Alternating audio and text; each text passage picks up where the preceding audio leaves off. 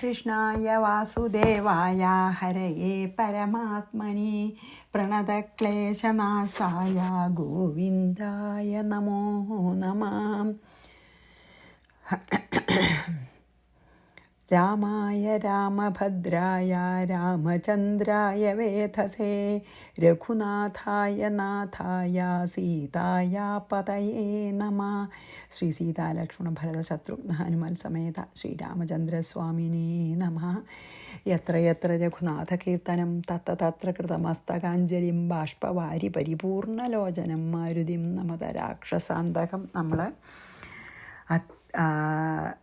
അയോധ്യകാന്ഡം 8-ാം സർഗം 44 ചെയ്തു അല്ലേ ശ്ലോകം. അപ്പോൾ ഇവർ ഭരദ്വാജ മഹർഷിയുടെ ആശ്രമത്തിൽ സൈന്യങ്ങളെയൊക്കെ പുറത്ത് നിർത്തിയിട്ട് ഭരതനും ശത്രുഘ്നനും കൂടി പോയി. അപ്പോൾ ഇവർ ജടയും പിന്നെ വൽക്കലവും ഒക്കെ ധരിച്ചിട്ടുള്ള ഒരു കാട്ടിൽ വസിക്കേണ്ട ഒരു വേഷം ധരിച്ച് കണ്ടപ്പോൾ രാജാവായിട്ട് ഇരിക്കേണ്ട ആളാണ് പിന്നെ ഭരതൻ അറിയാലോ ഭരദ്വാജ മഹർഷിക്ക്. അപ്പോൾ പിന്നെ ചോദിച്ചു, കുശലപ്രശ്നത്തിൻ്റെ കൂടെ ചോദിച്ചു, ഇപ്പം എന്താ രാജ്യം ഭരിക്കണം അങ്ങ് ഇങ്ങനെയൊക്കെ വൽക്കലവും ജടയൊക്കെ ധരിക്കാൻ എന്താ കാരണം? ഈ മുനിമാരൊക്കെ വസിക്കണം ഞങ്ങളുടെയൊക്കെ സ്ഥലത്തേക്ക് എന്താ ഒരു രാജാവ് മഹാരാജാവ് വരാൻ കാരണം എന്ന് ചോദിച്ചു എന്നാണ് നമ്മൾ പറഞ്ഞ് നിർത്തിയത് കേട്ടോ. അപ്പോൾ ഇനി 4 ശ്ലോകം ഒന്നിച്ചാണ് 45, 46, 47, 48. ഭരദ്വാജവചശ്രുത്വാ ഭരത സാശ്രുലോചന സർവം ജാനാസി ഭഗവൻ സർവഭൂതാശയസ്ഥിത തഥാപി പൃച്ഛസേ കിഞ്ചിത് തദനുഗ്രഹ ഏവമേ കൈകേയ്യാ യത്കൃതം കർമ്മ രാമരാജ്യവിഘാതനം വനവാസാദികം വാപി നഹി ജാനാമി കിഞ്ചന ഭവൽപാദയുഗം മേദ്യ പ്രമാണം മുനിസത്തമാ ഇത്യുക്ത്വാ പാദയുഗളം മുനേ സ്പൃഷ്ട്വാർത്തമാനസ ജ്ഞാതുമർഹസി മാം ദേവാ ശുദ്ധോ വാശു അശുദ്ധ ഏവ വാം. ഭരദ്വാജവചഃ ശ്രുത്വ, ഭരദ്വാജൻ്റെ ഈ ചോദ്യം കേട്ടിട്ട് സാശ്രുലോചന ഭരതൻ, കണ്ണ് നിറഞ്ഞിട്ട് ഭരതൻ പറയാണ്, ഭഗവൻ അല്ലയോ ഭഗവാനെ, ഭരദ്വാജ മഹർഷിയെ ഇവിടെ പറയാണ്, ഹരോ ഭഗവാനെ പോലെ തന്നെ ഉള്ള ആളല്ലേ, സർവഭൂതാശയസ്ഥിത ത്വം സർവം ജാനാസി, അങ്ങ് ത്രികാലജ്ഞാനിയാണ്, അങ്ങക്ക് എല്ലാം അറിയാം, സർവഭൂതങ്ങളുടെയും, അതായത് ബ്രഹ്മജ്ഞാനിയാണ്, ഈ സർവഭൂതങ്ങളുടെയും അന്തരംഗത്തിലൊക്കെ ഇരിക്കണം, അങ്ങക്ക് എല്ലാം അറിയാം, എനിക്കറിയാതെ.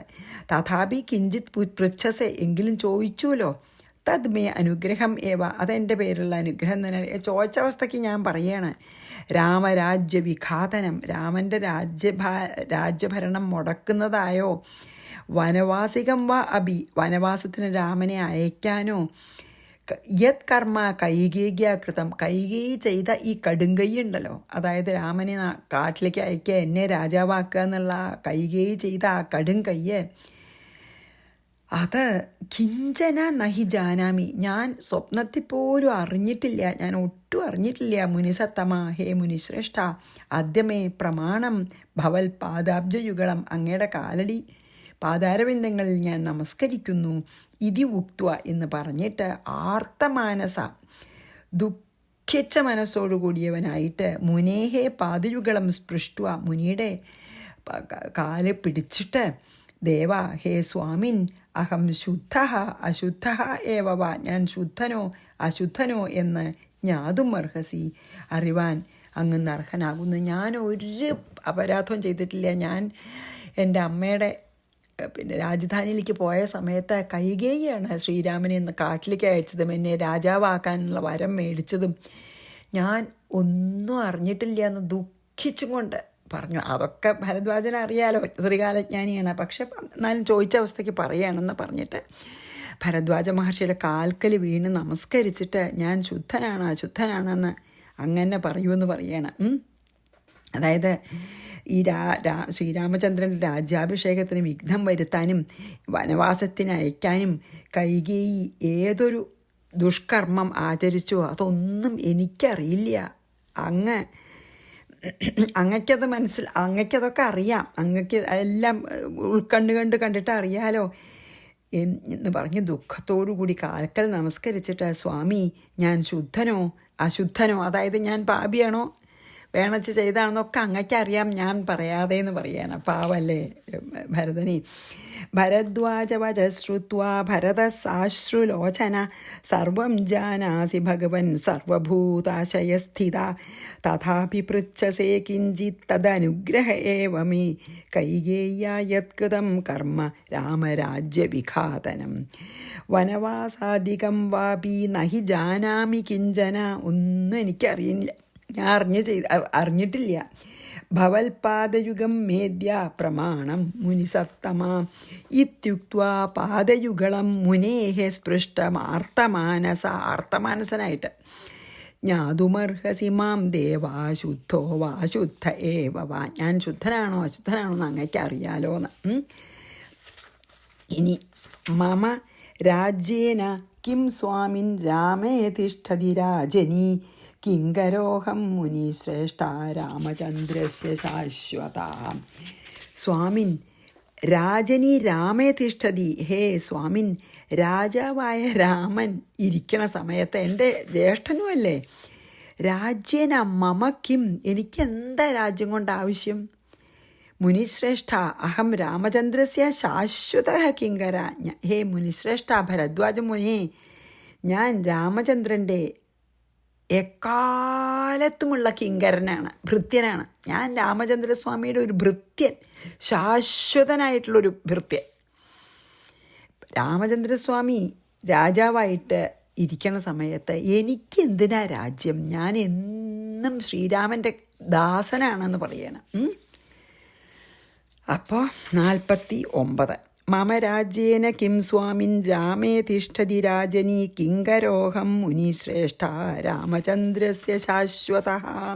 ഇനി 50 51 അതോ ഗത്വാ മുനിശ്രേഷ്ഠ രാമസ്യ ചരണാന്തികേ പതിത്വാ രാജ്യസംഭാരാൻ സമർപ്യാത്രൈവ രാഘവം അഭിഷേക്ഷീ വസിഷ്ഠാദ്യൈ പൗരജാനപദൈ സഹ നേഷ്യേയോധ്യാം രമാനാഥം ദാസ സേവേതിനീവചത്.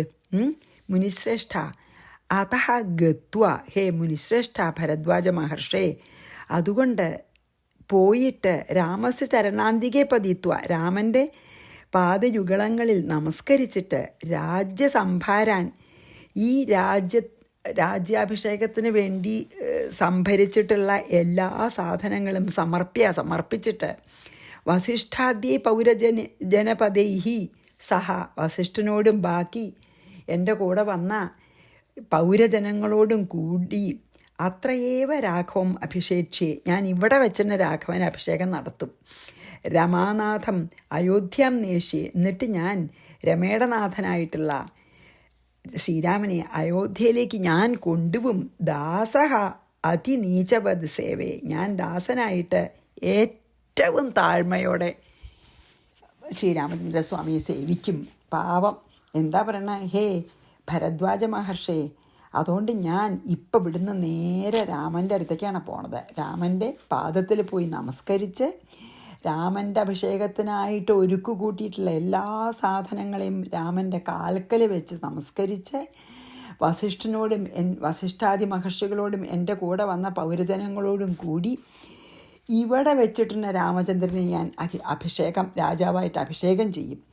എന്നിട്ട് ഞാൻ സാക്ഷാൽ മഹാവിഷ്ണുവിൻ്റെ രമാകാന്തനായിട്ടുള്ള ആ മഹാവിഷ്ണുവിനായിട്ടുള്ള ആ എൻ്റെ ശ്രീരാമചന്ദ്രസ്വാമിയെ ഞാൻ അയോധ്യയിലേക്ക് കൂട്ടിക്കൊണ്ടുപോയിട്ട് ഞാൻ ദാസനെ പോലെ ഭക്തിപൂർവ്വം സേവിക്കും. അവിടെ ശ്രീരാമൻ എന്നെ രാജാവാക്കും, എന്നിട്ട് ഞാനൊരു ദാസനെ പോലെ സേവിക്കും. അതിനാണ് ഞാൻ ഇവിടെ വന്നിട്ടുള്ളതെന്ന് പറയണേ. അതോ ഗത്വാ മുനിശ്രേഷ്ഠ രാമസ്യ ചരണാന്തികേ പതിത്വാ രാജ്യസംഭാരൻ സമർപ്യാത്രൈവ രാഘവം അഭിഷേക്ഷ. ഇവിടെ വെച്ചിട്ടുണ്ട് അഭിഷേകം ചെയ്യും, കാട്ടിൽ വെച്ചിട്ടുണ്ട്. കാരണം വസിഷ്ഠനും പൗരജനങ്ങളൊക്കെ കൂടെ വന്നിട്ടുണ്ടല്ലോ, കുറേ സാധനങ്ങളും കൊടുക്കുന്നുണ്ട്. അഭിഷേക്ഷേ വസിഷ്ഠാദ്യൈ പൗരജാനപദൈ സഹ നേഷ്യേയോധ്യാം രാമനാഥം ദാസസേവേതിനീചവത്. അതോ ഇവിടെ വെച്ച് അഭിഷേകം ചെയ്ത് ശ്രീരാമചന്ദ്രസ്വാമി അയോധ്യയിലേക്ക് കൂട്ടിക്കൊണ്ടുപോകും. എന്നിട്ട് ഞാൻ ദാസനായിട്ട് അവിടെ വർത്തിക്കും.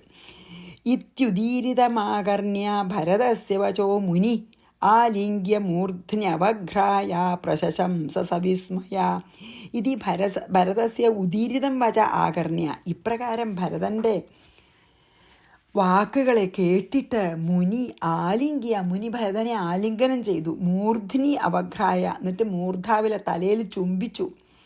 എന്നിട്ട് സവിസ്മയ, വളരെ ആശ്ചര്യത്തോടു കൂടിയവനായിട്ട് ഭരതനെ പ്രശംസിച്ചു. എന്താ ചെയ്ത്? ഭരതൻ്റെ ആ വിനയവും ശ്രീരാമനുള്ള ഭക്തിയും ആ ത്യാഗമനോഭാവവും ഒക്കെ കണ്ടിട്ട് അത്ഭുതവും സന്തോഷമായിട്ട് ഭരതനെ കീർത്തിച്ചു ഭരദ്വാജമുനി. എന്നിട്ട് ഭരതൻ പറഞ്ഞ വാക്കൊക്കെ കേട്ടിട്ട് ഭരദ്വാജമുനിക്ക് അത്ഭുതമായി. എന്നിട്ട് ആലിംഗനം ചെയ്ത് തലയിൽ ചുംബിച്ച് വളരെ പ്രശംസിച്ചു. ഇത്യുദീരിതമാകർണ്യ ഭരതസ്യ വചോ മുനി ആലിംഗ്യ മൂർധ്ന്യവഘ്രായ പ്രശംസ സവിസ്മയ. അത്ഭുതമാവൂലോ, ഇപ്പം രാജാവാണ് ശരിക്കേ. എന്നിട്ടും ആ ഒരു ഇത് കണ്ടിട്ട് വളരെ അത്ഭുതമായി. ഇനി നമുക്ക് 53. വത്സ ജ്ഞാതം പുരൈവൈതദ് ഭവിഷ്യം ജ്ഞാനചക്ഷുഷ മാ ശുചസ്ത്വം പരോഭക്ത ശ്രീരാമേ ലക്ഷ്മണാദപി. വത്സ ഭവിഷ്യം ഏതത്, ഹേ ബാല.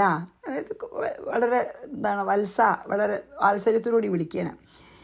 ഇങ്ങനെ സംഭവിക്കാൻ പോകുന്ന ഇതിനെ ജ്ഞാനചക്ഷുഷ, ഞാൻ എൻ്റെ ജ്ഞാനചക്ഷുസ് കൊണ്ട്, അതായത് ഉൾക്കണ്ണുകൊണ്ട്, പുരായേവ ജ്ഞാതം, എനിക്ക് മുമ്പ് തന്നെ അറിയാമായിരുന്നു ഇതൊക്കെ സംഭവിക്കാൻ പോകുന്നുണ്ടെന്ന്. മാ ശുച, നീ ഒന്നുകൊണ്ടും ദുഃഖിക്കണ്ട. ത്വം രാമേ ലക്ഷ്മണാത് അപി പരഹ ഭക്ത. നിനക്ക് രാമനിലെ ലക്ഷ്മണനേക്കാളും ഉത്കൃഷ്ടമായിട്ടുള്ള ഭക്തി ഉണ്ടെന്ന് എനിക്ക് തോന്നണമെന്ന്. ഹേ ബാലക, അതായത് ഹേ വത്സ, ഈ വരാൻ പോകുന്ന ഈ കാര്യത്തെയൊക്കെ ഞാൻ എൻ്റെ ഉൾക്കണ്ണുകൊണ്ട്, അല്ലെങ്കിൽ എൻ്റെ ജ്ഞാനദൃഷ്ടി കൊണ്ട് ഞാൻ കണ്ടറിഞ്ഞിരിക്കുന്നു. നീ അതുകൊണ്ട് ഒന്നും ദുഃഖിക്കണ്ട. ശ്രീരാമന് നിനക്ക് ലക്ഷ്മണനേക്കാളധികം ഭക്തിയുണ്ട്. പിന്നെ വേറെ എന്താ വേണ്ടത് എന്ന് ചോദിക്കുകയാണ്. ഇനി വത്സജ്ഞാതം പുരൈവൈതദ് ഭവിഷ്യം ജ്ഞാനചക്ഷുഷ മാ ശുചസ്ത്വം പരോഭക്ത ശ്രീരാമേ ലക്ഷ്മണാദപി.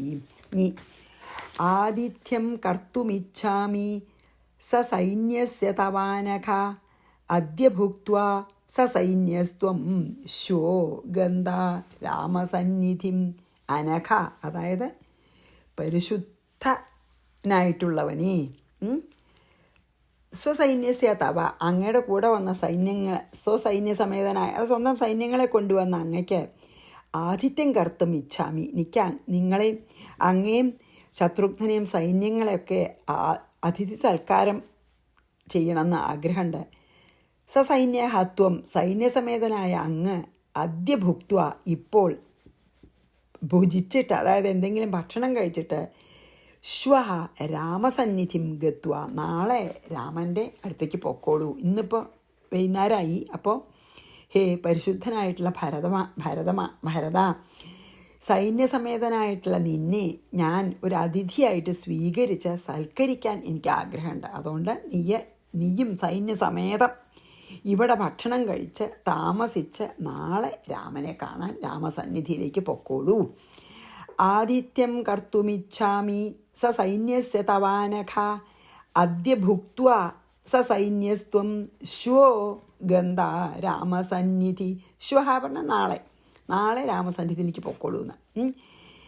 യഥാജ്ഞാപയതി ഭവാംസ്തഥേതി ഭരതോബ്രവീദ് ഭരദ്വാജസ്ത്വപസ്പൃഷ്ട്വാ മൗനി ഹോമഗൃഹേ സ്ഥിത ദധ്യൗ കാമദുഃഖം കാമവർഷിണീം കാമദോ മുനി അസൃജൽ കാമധുക് സർവം യഥാ കാമലൗകികം ഭവാൻ യഥാ ജ്ഞാപയതി തഥാ. ഓക്കെ, അങ്ങ് പറയുന്ന പോലെ ഞാൻ ചെയ്യാം. ഇത് ഭരത അബ്രവീത്.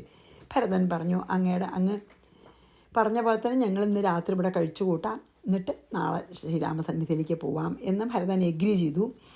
ഭരദ്വാജ തു ആപഹ സ്പൃഷ്ട്വ, ഭരദ്വാജനാകട്ടെ ജലം തൊട്ടിട്ടേ മൗനി, അതായത് മൗനം പാലിച്ച് ജലം തൊട്ടിട്ട് ഹോമഗൃഹേ സ്ഥിത, ഹോമശാലയിൽ നിന്നിട്ട്, അതായത് അവർ എപ്പോഴും ഹോമമൊക്കെ ചെയ്തിട്ട് ഉള്ള സ്ഥലമാണല്ലോ ആശ്രമങ്ങൾ, ഹോമം നടക്കണ ആ സ്ഥലത്ത് ആ റൂമിൽ നിന്നിട്ട് കാമദഹ മുനി, അതായത് എന്ത് വേണമെങ്കിൽ നൽകാൻ കഴിവുള്ള ആ മുനി കാമവർഷിണിയും കാമദുഃഖം എല്ലാ ആഗ്രഹങ്ങളെയും സാധിപ്പിക്കുന്ന കാമധേനുവിനെ ധ്യാനിച്ചു. കാമധേനു എന്നുള്ള പശു അതാണല്ലോ, വിഷ് ഫുൾഫില്ലിങ് പശു അല്ലേ.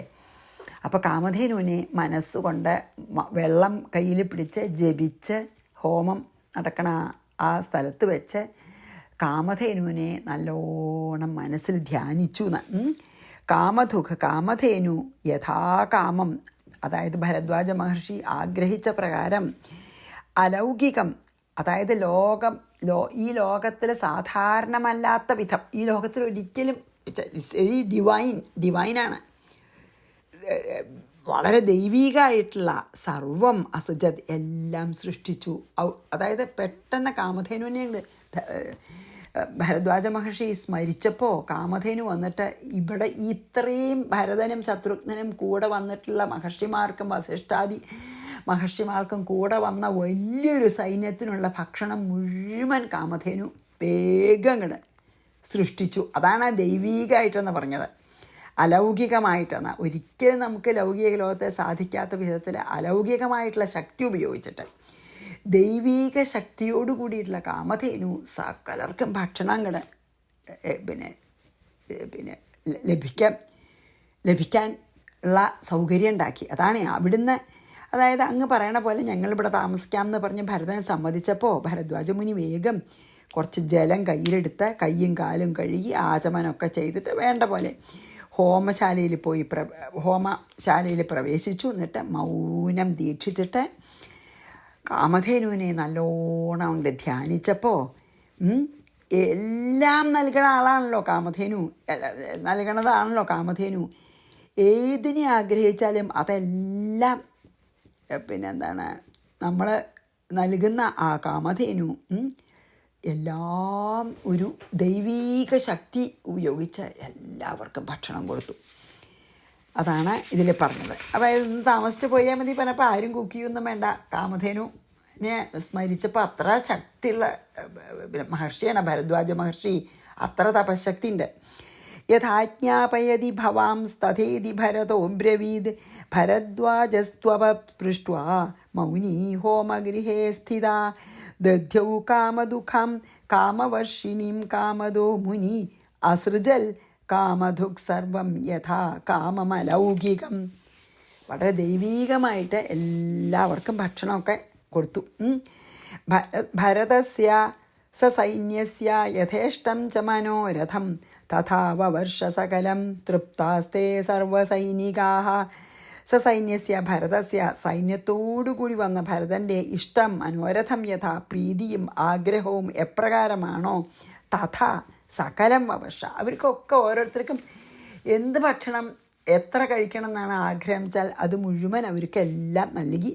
സർവസൈനികാः തേ തൃപ്താः, അവിടെ കൂടെ വന്നിട്ടുള്ള സൈന്യങ്ങളിലത്തെ ആൾക്കാരും പൗരജനങ്ങൾക്കൊക്കെ നല്ല തൃപ്തിയായി എന്ന് പറയുകയാണ്.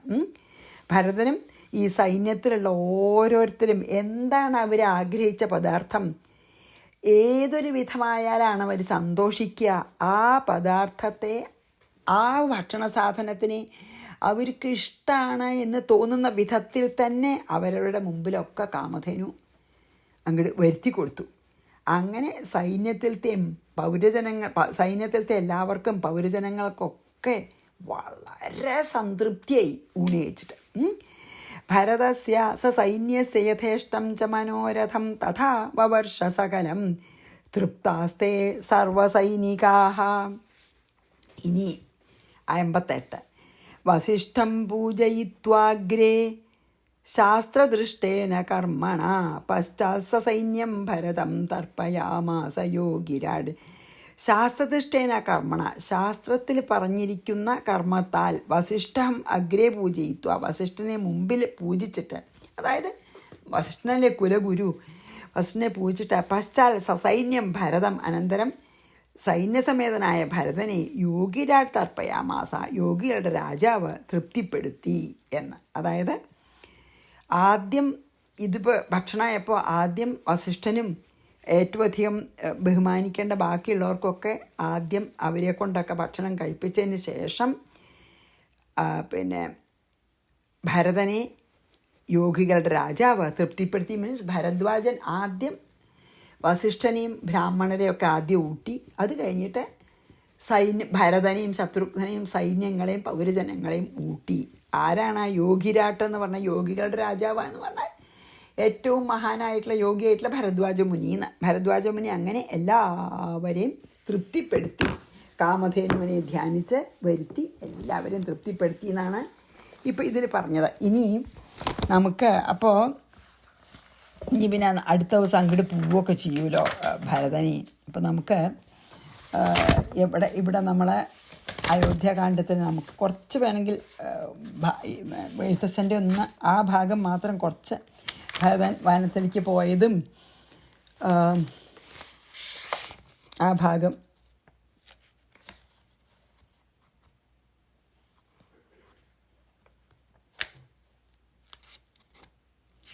നോക്കട്ടെ എവിടെയെന്നാ. അപ്പോൾ അത് അടുത്ത ദിവസം വായിച്ചാലും മതി.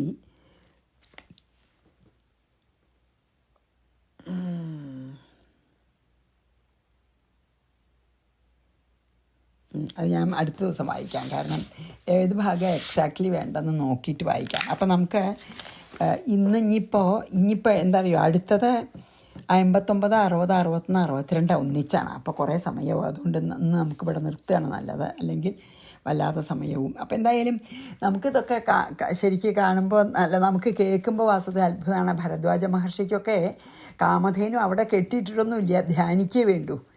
അപ്പോൾ കാമധേനു വരും അവിടെ. അങ്ങനെയാണ്, അത്ര തപശക്തി ഉണ്ട് അവർക്കൊക്കെ. അതാണ്. അപ്പോൾ ഇപ്പോൾ നമ്മൾ വിചാരിക്കുന്ന പോലെ പിന്നെ എന്താണ് ശരിക്കും ചോറും കൂട്ടാനായിട്ട് വിളമ്പി കൊടുക്കണം എന്ന് പോലും ഇല്ല. അവർക്ക് ഭക്ഷണം കഴിച്ചു എന്നുള്ള തോന്നലുണ്ടായി തൃപ്തിയായാലും മതിയല്ലോ. അപ്പോൾ നമ്മൾ പിന്നെ നൈവേദ്യമൊക്കെ ഇപ്പോൾ നമ്മൾ ഭഗവാന് നമ്മൾ നിവേദിക്കുമ്പോൾ നിവേദ്യം ഭഗവാനുണ്ടു എന്ന് നമ്മൾ സങ്കല്പിക്കുന്നുണ്ട്. പക്ഷെ നിവേദ്യം ഒരിത്തിരി പോലും കുറയാതെ അവിടെ ഇരിക്കുമല്ലോ. അപ്പോൾ അതെങ്ങനെയാണ് ചോദിച്ചു വെച്ചാൽ ഭഗവാനുണ്ടോ? ഉവ്വ്. എന്താ പറയുക, സൂക്ഷ്മ രൂപത്തിലുള്ളതാണ് ഭഗവാൻ അതിൽ നിന്ന് എടുക്കണതേ.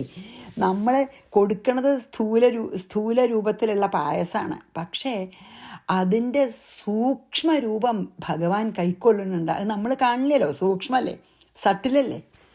അതുപോലെ ആയിരിക്കാം ചിലപ്പോൾ എന്ന് ഞാൻ വിചാരിക്കുകയാണ് കേട്ടോ. അതാരും പറഞ്ഞിട്ടല്ല, ഞാൻ വിചാരിക്കുക. കാരണം നമ്മളിപ്പോൾ പായസമൊക്കെ നമ്മൾ കൊടുത്താൽ നമ്മൾ നല്ലോണം പ്രാർത്ഥിച്ച് ഭഗവാൻ ഈശ്വര ഇത് എൻ്റെ ഈ നൈവേദ്യം ഭഗവാന്റെ പ്രസാദത്തിനായിക്കൊണ്ട് തീരട്ടെ എന്ന് നമ്മൾ പറഞ്ഞ് പ്രാർത്ഥിച്ച് ആത്മാർത്ഥമായിട്ട് കൊടുക്കുമ്പോൾ നമ്മൾ ഭഗവാൻ ഇത് കഴിച്ചു എന്ന് വിചാരിക്കണ്ട. പക്ഷേ നമ്മൾ കൊടുക്കുന്ന നേദ്യത്തിൻ്റെ അളവിലൊരു കുറവും കാണാറില്ലല്ലോ നമ്മളെ.